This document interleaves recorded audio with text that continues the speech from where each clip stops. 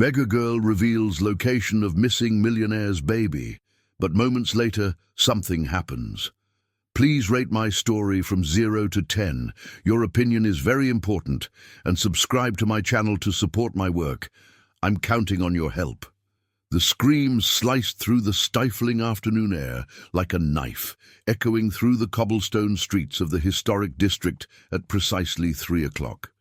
The 52-year-old widowed millionaire nearly dropped his coffee cup as he turned away from the window of his luxury condo. It was always at the same time, always with the same desperate intensity. For the past 3 weeks, that sound had been coming from the brownstone across the street, a faded yellow 2-story building with peeling blue window frames that starkly contrasted with the elegance of the modern building where he lived. His fortune had been built through careful investments in the stock market over 2 decades, transforming him into one of the wealthiest men in the tri-state area. He kept part of his assets in Bitcoin, diversifying his holdings as any experienced businessman would, but all that money couldn't silence the screams coming from the house across the street, nor erase the guilt he carried since losing his wife 5 years ago. "Must be a temper tantrum," he muttered to himself, adjusting his tie before returning to work. As the owner of the largest construction company in the region, he was used to solving complex problems, but he preferred to keep his distance from other people's dramas, especially after 5 years of living alone. Since losing his wife on a rainy night, he preferred not to remember. Across the street, inside the brownstone, the 4-year-old girl huddled in the corner of the kitchen, her small arms insufficient to comprehend why her aunt hated her so much.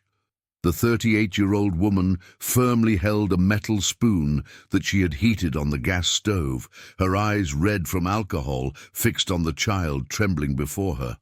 "You're a curse on this house," hissed the aunt, her voice slurred from the whiskey she'd been drinking since noon. "Because of you, my sister's gone. Because of you, I lost everything." The spoon came down hard on the girl's small arm, leaving a red mark that would join the other scars dotting her thin skin. The child bit her lip to keep from screaming louder. She had learned that screams only enraged her aunt more, who had worked at City Hall until she was fired for constant absences caused by her addiction. The girl closed her eyes and tried to remember the soft voice of her mother singing that lullaby before she went to sleep. It was all that was left of her now, fragments of memories and a melody that insisted on echoing in her mind during the most painful moments. "Stop whining," the aunt grunted, putting the spoon back in the drawer as if it were the most natural gesture in the world. "Go to your room, and I don't want to see you until tomorrow. And if you smear the walls with that filthy charcoal again, you'll see what real punishment is." The girl ran to the small room at the back of the house, a stuffy space with an old bed and a crucifix on the wall. There, she curled up in the thin sheet and began to hum her mother's song softly, the only thing that still comforted her. She didn't know that, across the street, someone had finally paid attention to that melody. The millionaire stopped reviewing the contracts when he heard the faint but distinct sound. He knew that song. His wife used to sing it when she cooked, a popular tune about free birds. But where was it coming from? He approached the window again, his eyes scanning the facade of the brownstone. One of the back windows was ajar, and from there came that childish voice, trembling but persistent. For the first time in 3 weeks, he felt something other than simple annoyance. There was something in that voice that touched a sensitive chord in his chest. Something that reminded him of responsibilities long buried under layers of work and isolation. Next door to the brownstone, the 61-year-old retired teacher was watering her begonias when she heard the girl singing. Unlike the wealthy businessman, she could no longer ignore the signs. During her 40 years teaching elementary school, she had developed a sixth sense for children in distress. And that voice carried a pain that made her heart ache. How strange, she thought, watching the windows of the house next door, a family she had known for decades. The aunt had always been troubled, but since she took custody of her orphaned niece, Something had changed in the air of that house. The girl never played in the yard, never ran through the streets like the other children in the historic district. The teacher dried her hands on her apron and made a decision. The next morning, she would pay a courtesy visit to her neighbor. It had been a long time since she had properly talked to the child's aunt, and maybe it was time to get to know the little one better. The sun began to set over the mountains when the girl finally fell asleep, exhausted by pain and fear.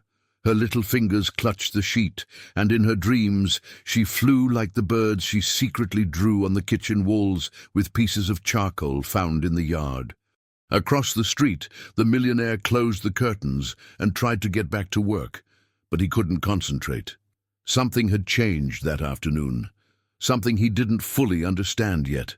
For the first time in years, he felt that maybe it was time to pay attention to what was happening beyond his own windows. The next morning brought with it the aroma of fresh bread from the local bakeries and the typical movement of the historic district awakening for another day. The retired teacher put on her best floral dress and combed her grey hair with extra care. There was something in that child's voice that wouldn't leave her alone, an echo of hopelessness that she recognized from her years as an educator. At 9 o'clock sharp, she knocked on the door of the brownstone. The sound echoed through the silent interior until shuffling footsteps approached.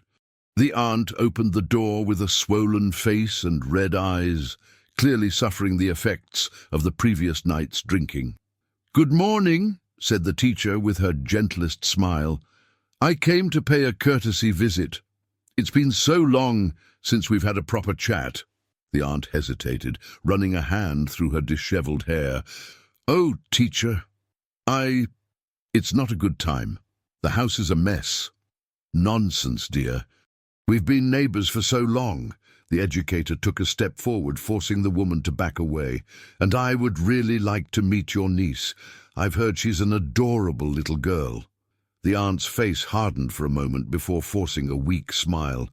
"The girl is sick. High fever. Better not to get close." At that moment, a soft noise came from the kitchen, the sound of something being dragged on the floor. The teacher perked up her ears, immediately recognizing the sound of a child trying to move silently. "Maybe I can help," insisted the educator. "I have experience with sick children, raised 3 kids. You know how it is." "No need, really," the aunt replied quickly, blocking the entrance with her body. "I already took her to the doctor. It's just the flu. She'll be better soon." The teacher noticed the woman's nervous hands, the way she avoided eye contact, and especially the strong smell of alcohol emanating from her, even though it was so early. All the signs she had learned to recognize during decades dealing with troubled families. Across the street, the millionaire watched the scene from his window while he ate breakfast. He had woken up earlier than usual, disturbed by confusing dreams where the voice of a child mixed with memories of his late wife. When he saw the teacher at the door of the brownstone, a strange curiosity washed over him. The educator finally said goodbye to the aunt, but not before casting an investigative look into the interior of the house. There was something deeply wrong there, and her experience told her that a child was suffering. Inside the brownstone, the aunt slammed the door shut and headed to the kitchen, where she found the girl crouched behind the table trying to hide. The child had tried to reach a glass of water from the sink, but her height didn't allow it, and she had knocked over a chair in the process. "Didn't I tell you to stay in your room?" snarled the aunt, the irritation intensified by the hangover and the unexpected visit. "I was thirsty," murmured the girl, her big eyes fixed on the floor.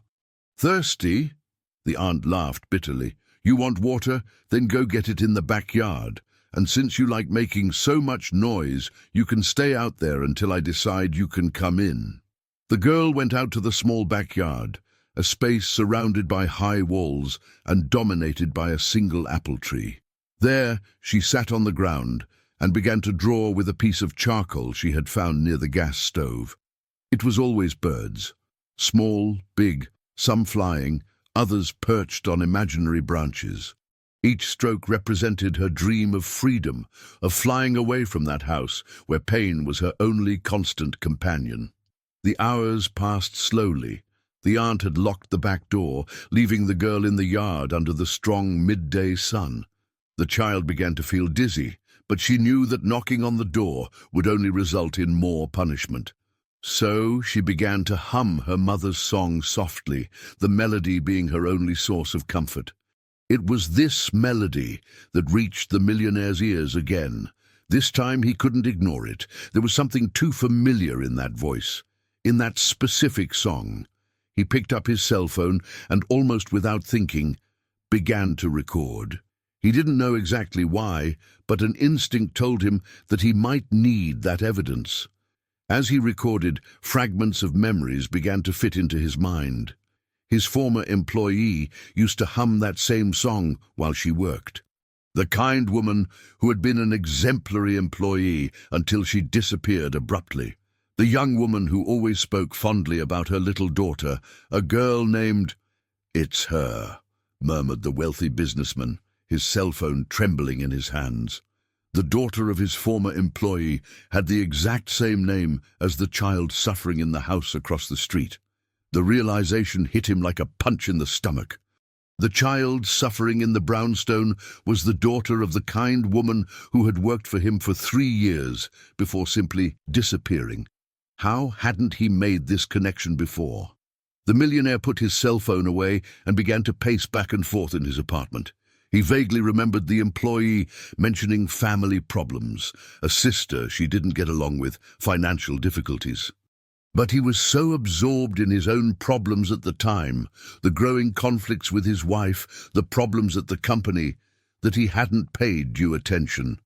Now, 5 years later, his former employee's daughter was across the street, and from the sounds coming from that house, she wasn't in a good situation.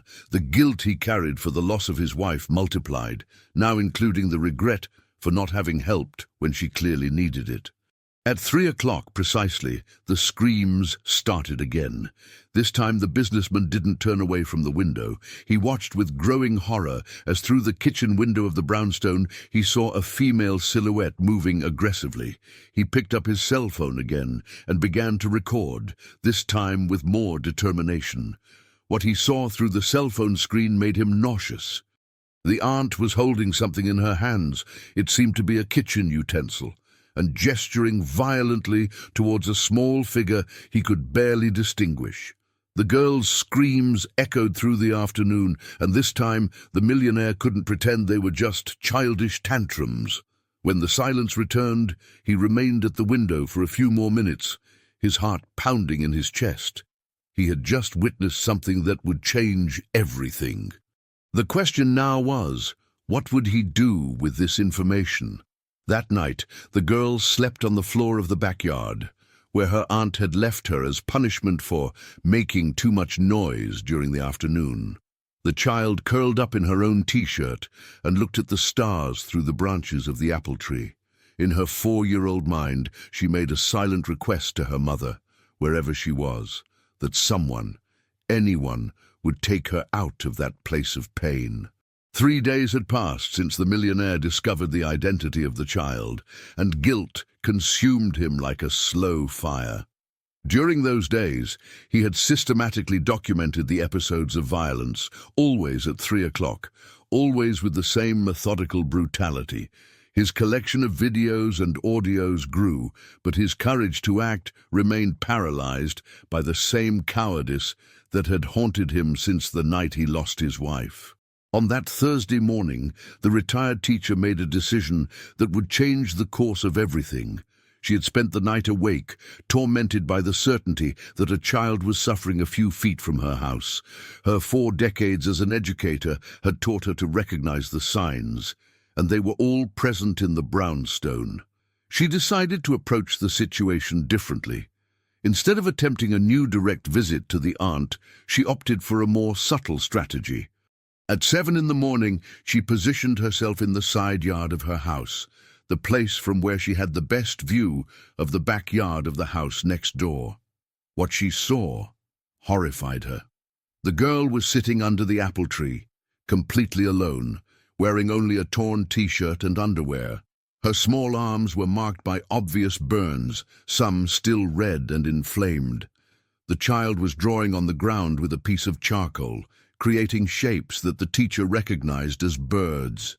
"My God," whispered the educator, her hands trembling as she held the fence that separated the yards. It was worse than she imagined. Much worse. The girl looked up and saw the old lady watching her. For a moment, the two stared at each other in silence.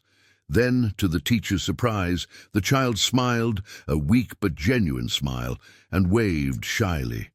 "Hi, Grandma," said the girl with her tiny voice, using the affectionate term she gave to all the elderly ladies. "Hi, my dear," replied the teacher, struggling to keep her voice steady. "Are you okay?" The girl glanced quickly at the windows of the house before answering. "I am. I'm just drawing birdies." "How nice. Do you like birds?" "I like them a lot. They can fly wherever they want," replied the child, her big eyes shining with a sadness that broke the educator's heart. At that moment, the aunt's harsh voice echoed from inside the house. "Girl, where are you?" The terror that instantly took over the child's face told the teacher everything she needed to know. The girl got up quickly, wiped her hands on her t-shirt, and ran into the house, but not before looking once more at the educator with an expression that screamed for help. The teacher remained in the yard for a few more minutes, processing what she had seen. The burns, the fear, the way the child reacted to her aunt's voice, everything confirmed her worst fears. She could no longer pretend that she didn't know what was happening. Across the street, the millionaire had witnessed the entire interaction. Through his window, he could see the yard partially, and the sight of the marks on the girl's arms made him sick. For the first time in 5 years, he felt genuine fury burning in his chest. His former employee had trusted him in some way. Even if indirectly, even if he didn't know it at the time, she had left her daughter in the care of a family that lived in the same town where he lived. And now this child was being tortured while he watched from his comfortable window, paralyzed by his own cowardice. At 11 in the morning, the teacher made a courageous decision. She put on her best dress, picked up a tray with homemade cookies that she had prepared as a pretext, and headed to the brownstone again. This time she wouldn't take no for an answer. The aunt answered the door reluctantly, clearly annoyed by the neighbor's insistence. "Teacher, I already told you it's not a good time." "Honey, I brought some cookies I made yesterday," interrupted the educator firmly, "and I insist on getting to know the little one better.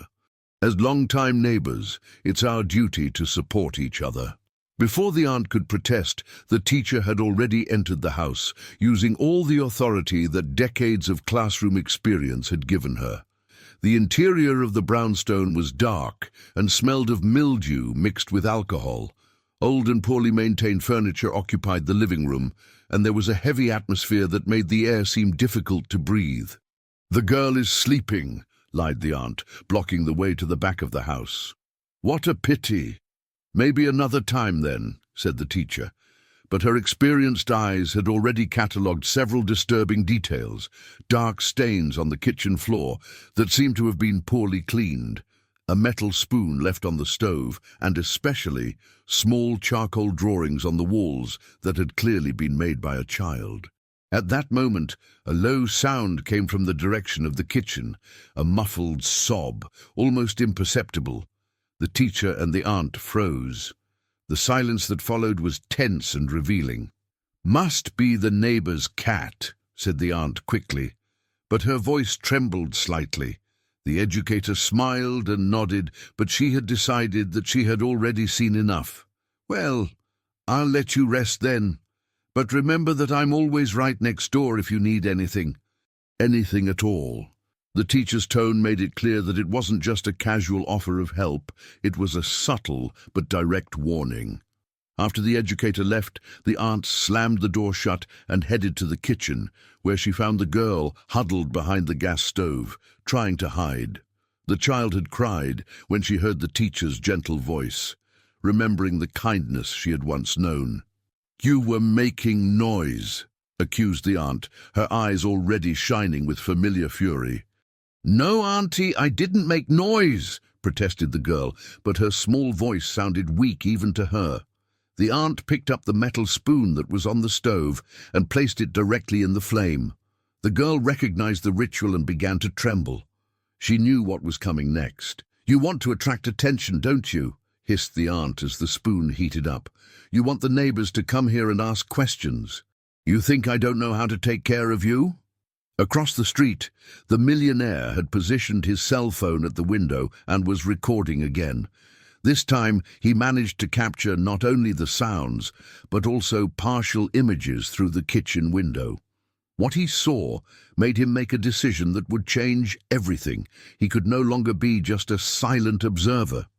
His former employee had been a good person, a dedicated woman who always spoke of her daughter with love. This child was his responsibility now, whether he wanted it or not. While the girl suffered another episode of systematic torture, the wealthy businessman made a call that he hadn't made in months. He called his personal lawyer and old college friend. "Robert, I need your help with a delicate situation," he said, watching through the window as the child's screams echoed through the afternoon. "It's about a child, and I think it could be a matter of life and death. His wealth accumulated over the years through smart investments in stocks and diversification in cryptocurrencies would finally have a purpose greater than simply generating profits. He would use all the resources necessary to save that girl." That night, after the aunt fell asleep drunk on the living room couch, the girl managed to sneak out to the yard. Her new burns stung, but the physical pain was less than the pain in her heart. She sat under the apple tree and looked at the stars, humming her mother's song softly. What she didn't know was that, for the first time in months, someone was truly paying attention to her suffering, and that, in the next few days, her life would change in ways she couldn't even imagine. The retired teacher had already made her decision about what to do in the morning, and the millionaire had finally found the courage to act. The lawyer arrived at the millionaire's apartment on Friday morning with a grave expression on his face. The two men had been colleagues at the university almost 3 decades ago, and Robert knew well the emotional isolation that his friend had built after the loss of his wife. That's why the urgent phone call the night before had surprised him so much.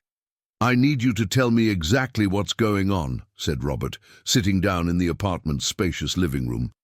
"You talked about a child in danger, but I need details."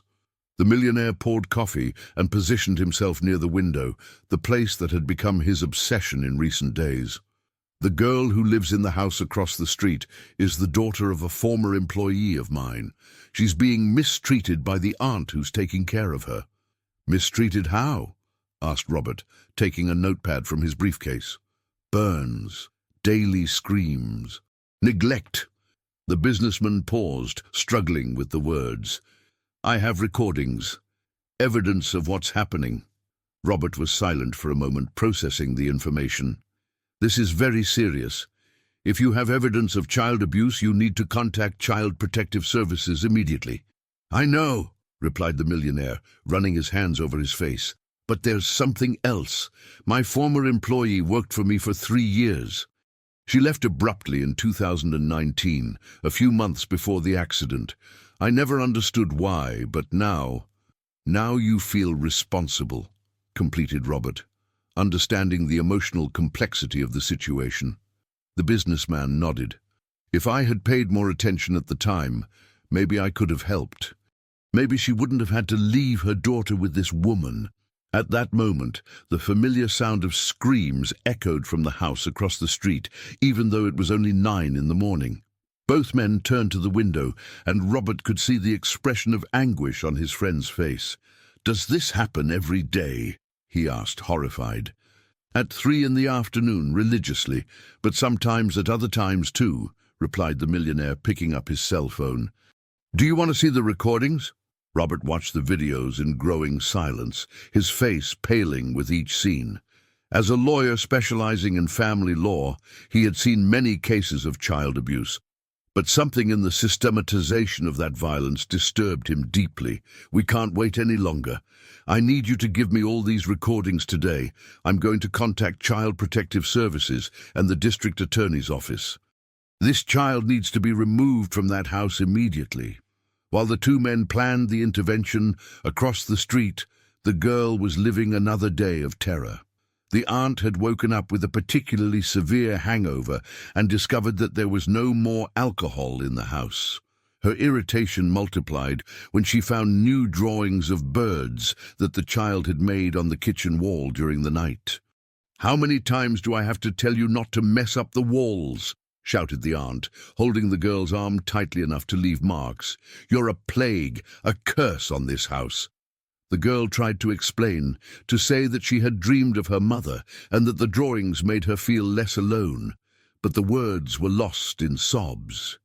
At 4 years old, she still didn't fully understand why her aunt hated her so much, why each day brought new pain. "You're going to be locked in the room until I decide what to do with you," continued the aunt, pushing the child down the hallway. "And if I hear even a peep, you'll meet a punishment you've never experienced before." The retired teacher had spent the entire night thinking about the conversation with the girl in the yard, about the marks she had seen on the child's arms, about the atmosphere of fear that permeated that house. She stopped in front of the gate and listened. The girl's voice was weak, but filled with a sadness that broke the educator's heart. At that moment, she made a decision that would change everything. Instead of going to the grocery store as planned, she headed directly to the town's small office of Child Protective Services. She knew the caseworker, Sarah Miller, well, a former student of hers who had dedicated herself to protecting vulnerable children.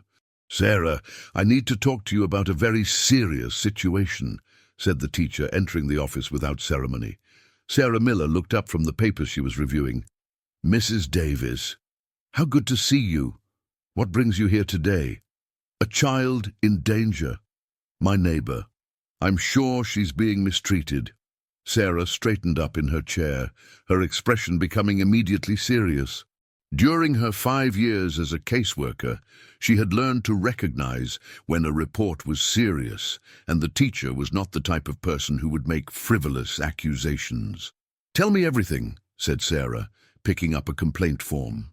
While the educator was relating her observations on the other side of town, Robert was in a similar meeting at the district attorney's office.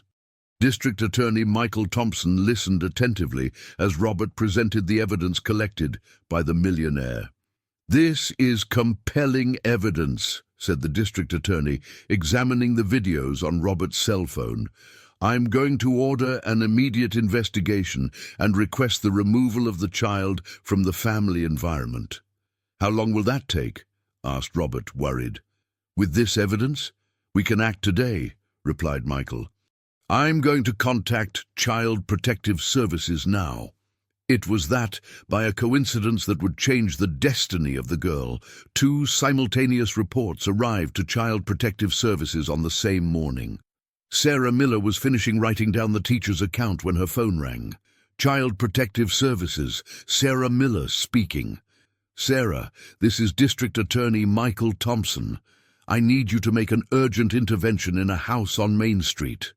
We have evidence of serious child abuse." Sarah paused, her pen suspended over the paper. "Is it the yellow brownstone by any chance?" "Exactly. How did you know?"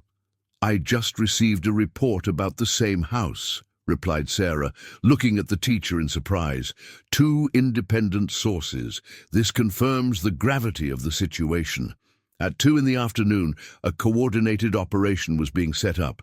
Sarah Miller, accompanied by 2 social workers and a court officer, was heading to Main Street. The teacher had offered to accompany the team, using her experience with traumatized children. The millionaire watched everything from his window, his heart pounding in his chest. Finally, after days of paralysis, he had managed to act. Robert was by his side, both witnessing the moment that would change the girl's life forever. "You did the right thing," said Robert, placing his hand on his friend's shoulder. "I hope it's not too late." replied the businessman, his eyes fixed on the team that was approaching the brownstone. In the house, the aunt had gone out to buy alcohol at the local bar, leaving the girl locked in the stuffy room. The child continued singing softly, unaware that her life was about to change radically. When Sarah Miller knocked on the door of the brownstone and received no response, she used her legal authority to enter the property. What they found inside surpassed even their worst expectations. A dirty and poorly maintained house, a strong smell of alcohol, and obvious signs of neglect in every room. It was the teacher who first heard the weak voice coming from the room in the back. "Someone's here," she said, guiding the team down the hallway. When they opened the door to the room and found the girl huddled in the corner, singing her sad song, everyone present felt a pang in their heart. The child raised her big, frightened eyes, not understanding who these people were or what they wanted from her. "Hi, honey," said Sarah Miller, crouching down to be at the child's height. "My name is Sarah. We've come to help you." The girl looked at the teacher, recognizing the kind lady who had talked to her in the yard. A flicker of hope shone in her eyes, but it was quickly replaced by fear. "Auntie will be mad," she whispered. "You don't need to worry about that now," said the teacher, extending her hand to the child. "We're going to get out of here, okay?" And so, after 8 months of silent suffering, the girl was finally removed from the house where she had known only pain and fear. 3 months later, through the resources and influence of the millionaire, they discovered that her biological mother was still alive, working in another city after being forced to abandon her daughter due to the threats of her own sister. The reunion between mother and daughter took place on a sunny day in the Office of Child Protective Services. The woman, thin and marked by suffering, cried as she hugged the girl she had lost so long ago. The millionaire, who had used a considerable portion of his fortune to hire private detectives and specialized lawyers, watched the scene with tears in his eyes.